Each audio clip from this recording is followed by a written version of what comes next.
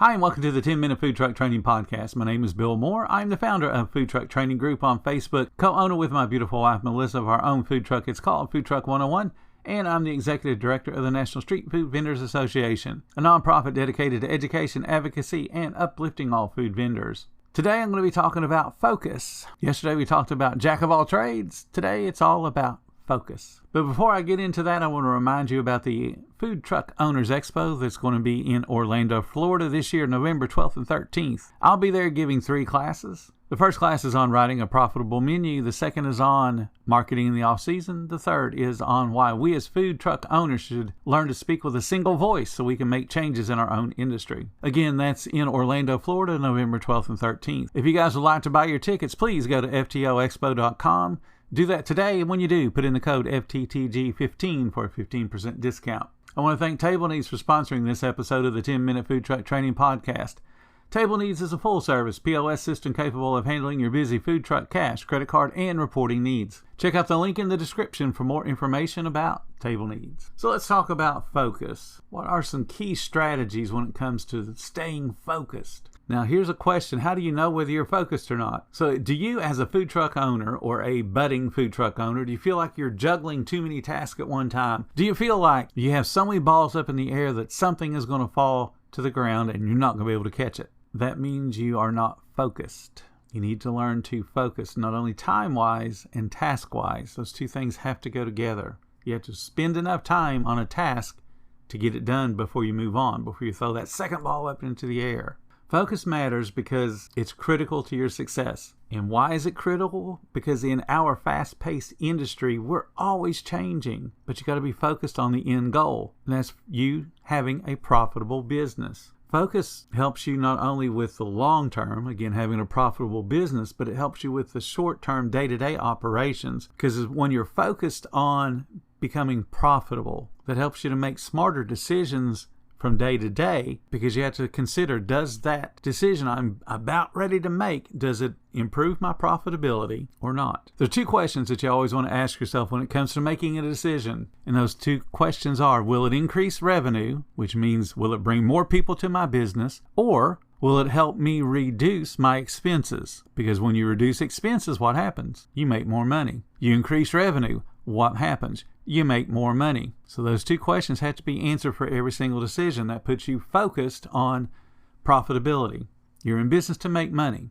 A number of years ago, actually it was in 1999, I had left a company I'd worked for about 18 months. It's called Dodge's Store. It's a convenience store. They had hired me to help them get a handle on how they were doing their fried chicken. You're going, but you said a convenience store. They're a convenience store. They're a family-owned convenience store. They brag about being the oldest continuous convenience store in operation in the United States. Their family started in the late 1800s, and then they moved into being a gasoline station, and eventually they got into being a convenience store. But in any case, they've got a few dozen stores around the southeastern part of the country. It's called Dodge's. They sell fried chicken. But again, they're a convenience store, so they've got a bunch of pump stations and all that kind of thing.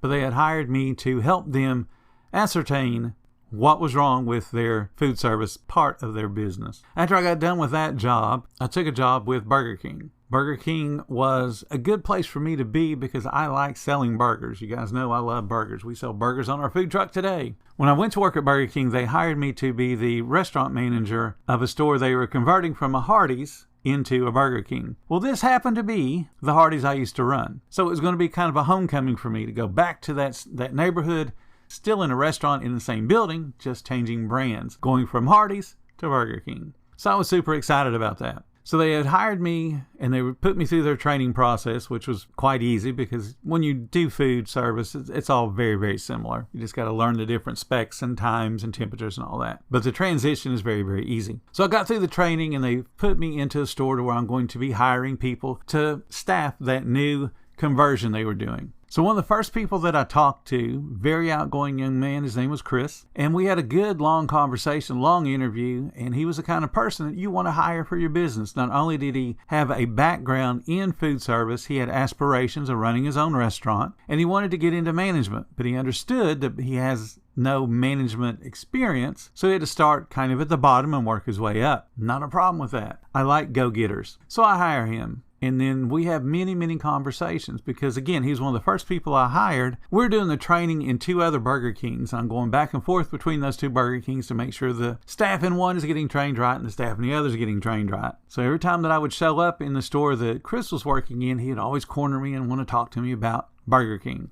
He wanted to know everything he possibly could. Well, he asked me what I thought about Burger King, which is kind of an unusual question because you've been hired to work at Burger King. But he also knew that I had a background that was beyond Burger King. I had worked at a lot of different companies to that point. So we started talking about Burger King and how we could make the one we were going to open in Shalimar be the best possible Burger King that it could be. And I told him that what I'm going to do differently than I had done up until that point, because at that point I'd been in the business 77 to 90, so 22 years. So I'd been in the business at that point 22 years. And we started talking about how we could make that store a better place. And I told him what I'm going to do is focus. I'm going to apply 100% of my ability and everything that I've learned in all the other different restaurants to this store. We're going to make it the best store that we possibly can. And that was my commitment. And I actually said it to him. So now since I've shared that commitment, I've got to make it happen. Whenever you got a goal and you feel like it's a tough goal, share it with somebody that's going to support you, not somebody that's going to down you with your vision. Somebody's going to tell you, you know what, you can do that. Now, how are you going to make it happen? Not somebody's going to say, well, that's a stupid idea. That'll never happen. And we all have friends like that are really good about doomcasting and telling us how stupid our idea is. Those are the people that you cut loose. The people you want to keep around you are the ones that encourage you, the ones that tell you, yes, you can. So we do that Burger King. We get it open. It ends up being the highest opening sales in a Burger King for our franchise. And at that point, that franchise had about 60 stores. So they've had quite a number of new store openings, and we had the highest opening day sales. Not only that, we strung together 7 days worth of great sales and had the highest opening week of any of the Burger Kings in that franchise. And then we kept on working on that store.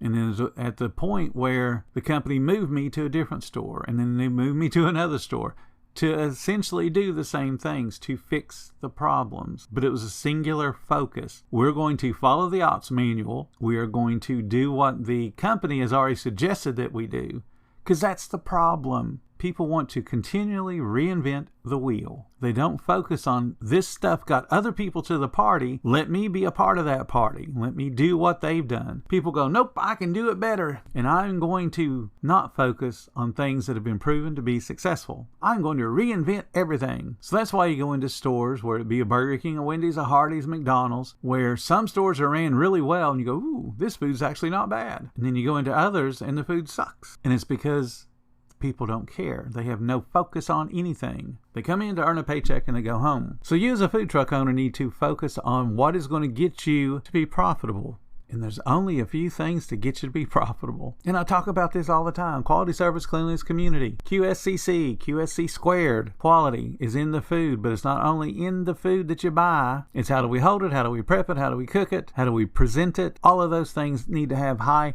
quality standards at every single point. Focus on quality. Service. Service is the S in QSCC. Service. Service is not only just fast, it has to be friendly. It has to be the kind of service that makes up in case you make a mistake in the quality. People will come back to a restaurant that gives good service because they've made a connection, a personal connection with the staff. When the staff is friendly, when the staff is outgoing, people come back. And they will come back more frequently when the food is as good as the service. So quality, service. Cleanliness is a C. Focus on cleanliness. And it's not just keeping stuff clean on the inside so you pass a health inspection. You want anybody that can look inside to see that your place is neat and is organized and it's clean. Clean as you go. Clean the floors. Sweep the floors. Wipe the walls down. When it's slow, you should be cleaning. The old adage, you got time to lean, you got time to clean. We had food trucks putting up on our Facebook group this weekend. They've got TVs on the inside so they can watch the football game. You are not focused. You cannot be focused if you're watching a stupid football game and you have a sandwich to make. You have food to cook.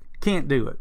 Something is going to give. You cannot do two things at once. You cannot be that unfocused on your business that, hey, I'm going to put up a TV so I can watch the game because the game is so important. Unless you have a child playing in that game, you do not need to be watching that game. You most likely have never played football for that city. So whether it's college or professional, why the heck are you watching it? It's a time waste. Focus on your business. TV should not be something that you spend valuable space in a teeny tiny food truck. Let's put a TV up. Not that you could put a shelf up and put food on it so you don't run out and have to put up that stupid sign that says sold out. I didn't have to order, but I can watch a football game. If the football game is that important to you, then focus on it. And what that means is you don't stay open. You close down. Football game's on, I gotta watch it. And then sit and enjoy the game. Now you're focused on your own entertainment. That's not a problem. The problem becomes when you think you can entertain yourself while you're working. That's the problem. Focus on getting your business right. And when you get the business right, which means it's profitable, then you can take off time to sit and enjoy a game and not have to worry about, man, I should be out there working. Man, I should be out there making money. Sit there and enjoy the game. It's that important enough to you to put a stupid TV in your food truck so you can watch that game.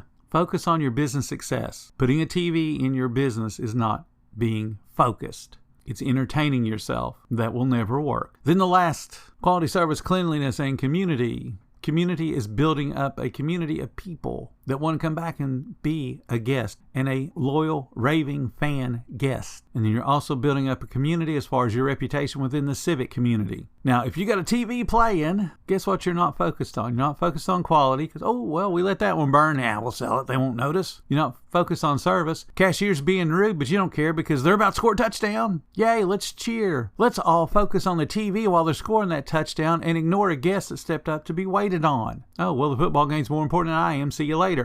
And I will do that. If you care that little bit about me as a guest that you have to have something on to entertain yourself while you're working, I don't want your lack of focus on food or service or cleanliness. You are no longer focused on running a business. You're focused on let's watch TV. And it wouldn't matter whether you're watching a football game, a baseball game, and I love baseball. I would never play a Cincinnati Reds game while I'm working. Bill is smart enough to not be open so I can sit and enjoy the game and not miss anything. 1990, Cincinnati Reds were in the World Series. They hadn't been in the World Series since the mid-70s. And you know what Bill did? Took off every single night the Reds were playing. I either worked day shift or I am not working. So I could sit at home and watch the game and not have to worry about, oh, I got to jump up because the drive-through bell went off. Oh, I got to jump up because I need to go cook something. I made sure I was off. Now, if your business is not successful enough to where you can take off the time, the question becomes, why are you focused on that game? Earlier this week, we talked about being a jack of all trades. That means you are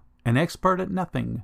The second you put that TV up in your food truck, you just admitted, I'm not really an expert at food service. I'm an expert at how to goof off. I'm an expert at watching TV. Guess what? There are millions of couch potatoes that probably are better at watching TV than you are, because at least they're sitting there watching it, not trying to pretend like they're working while they're watching it. Stay focused on your business. You want to be successful, you have to do just a couple of things. Quality service, cleanliness, community. Community also involves marketing. You build your community. People are going to follow you on social media. People are going to love your business. But you can't focus on those things when you're too worried about, well, what's on TV? Let's play some music. You got to be focused on the business. That's what matters. When you give yourselves those opportunities for those distractions, guess what you are not? That would be focused. Thank you guys so much for listening to the 10-Minute Food Truck Training Podcast. If you're finding what we do helpful in your business, how about following us? You can subscribe to the podcast. And if you really like what we do, there's a link in the description so you can help support us financially. Every little bit does help keep us going. Until the next time, you guys have a profitable day, and please stay focused.